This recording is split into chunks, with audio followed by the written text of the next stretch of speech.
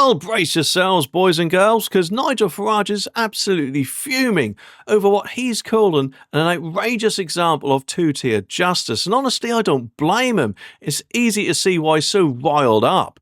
So what's going on then? Well, can anyone remember that Labour bell end? I mean, I know I'm going to have to be a bit more specific, but the one I am talking about is that councillor Ricky Jones. I mean, he was the one who was caught on camera at an anti-racism rally, apparently, in Walthamstow, East London, making a rather alarming gesture, shall we call it. The old finger across the throat one, and shall we say also shouting about apparently how we need to cut them. He was, from what I'm aware, talking about the far right as what Labour usually does, which probably means, in Labour's eyes presumably, about the lovely working families with 2.4 children, although admittedly I could be wrong, or maybe demonstrators or whatever, labelling them apparently as disgusting Nazi fascists, which obviously is strong words to say the least.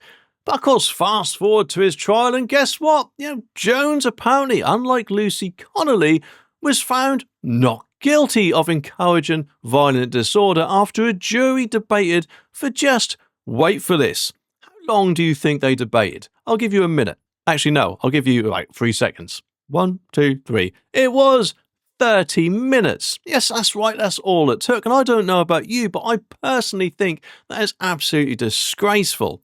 Nigel Farage has even called it another case of unfair justice. Zaya Youssef from Reform UK, presumably depending on what week it is, chimed in too, claiming it's a watershed moment for British politics. And former Tory James Cleverly wasn't having it either, blasting the decision on X, saying it's fueling public anger and shaking faith in the justice system. So let's have a little bit of a backstory about this, shall we? This all went down after the tragic murders of 3 young girls in Southport last summer. And emotions were understandably running high, and Jones decided to join a protest, even though his party told him to sit this one out. But naturally, he ignored them and got suspended. Now, you would have thought, wouldn't you, that the protest that he joined would be on the side of the 3 young girls, but it doesn't seem like it is, because Jones defended himself in court, saying his rant was a knee-jerk reaction to seeing horrific far-right, as they often say, propaganda with razor blades hidden in stickers.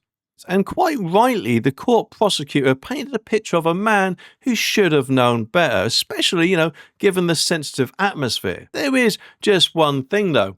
What about Lucy Connolly? I mean, surely she should now be freed immediately, shouldn't she, following this? Because how can it be okay for a Labour councillor to go out and literally, in my opinion, go on TV via, a protest, or at a protest rather, and say something which a lot of people would say is much worse than what Lucy said in a tweet. But yet, unfortunately, Lucy herself actually had to go to prison for that tweet, and what was her sentence, about 31 months. Maybe, who knows, maybe, just maybe, could the councillor might have had some sort of friend pull a few strings for him, or did he have some sort of card or two to play? I mean, I guess we'll never know, will we? But Jones, though, later admitted, and I'm guessing he probably wants a medal for this, that he admitted that he was horrified when he watched the footage back.